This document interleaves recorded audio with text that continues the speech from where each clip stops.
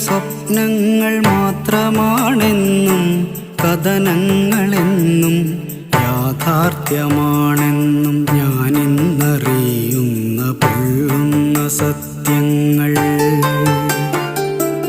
എന്നെ പ്രണയിച്ച കാട്ടുപൂവേ ഭ്രാന്തനെന്നെ ഇനി നീയും വിളിക്കണം.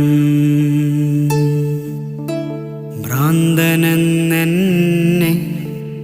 ഇനി നീയും വിളിക്കണം.